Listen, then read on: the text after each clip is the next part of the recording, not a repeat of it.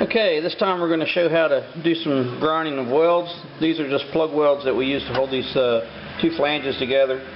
Typically for knocking the proud of the weld down, I'll use a cutoff wheel.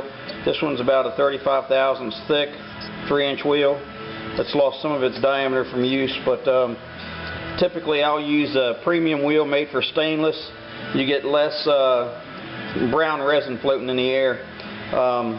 And the disc lasts quite a bit longer. I've also used them in 16th inch wide. This one will give you a little bit less contact area, which should also mean less heat buildup.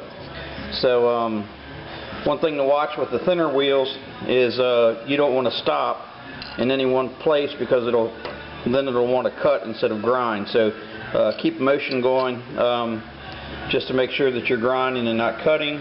And then once we get down to just above the surface of the metal there, we'll switch to a sanding disc.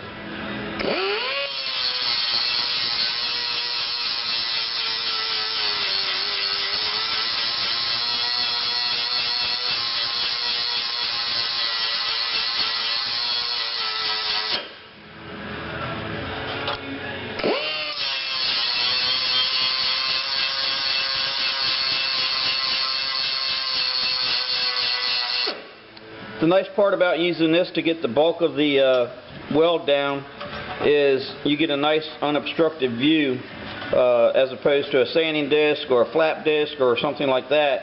You're pretty much just a roll of the dice that you're hitting the weld and not the side on either side of it, thinning the metal out. So this does a good job of getting the bulk of the metal down, the weld down, and then you can follow up with a sanding disc afterwards just to clean it up, to kind of blend the sides together.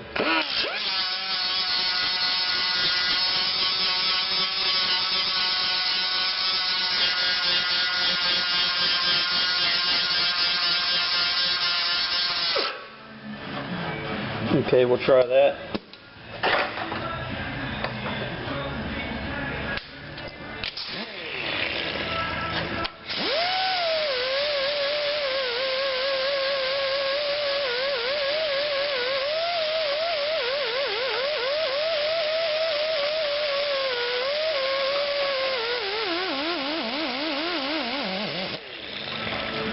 And I'll tilt the sanding disc up just a little bit so you have less contact area. You don't want a flat here. Again, you're going to be hitting the sides over here.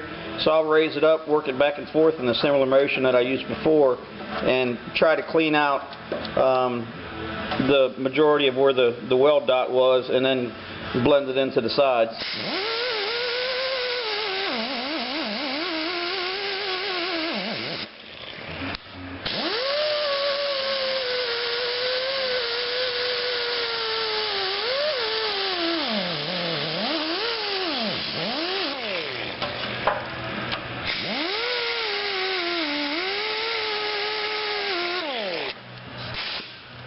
You can tell when your disc starts getting worn on the edge, it doesn't like getting in the corners like that.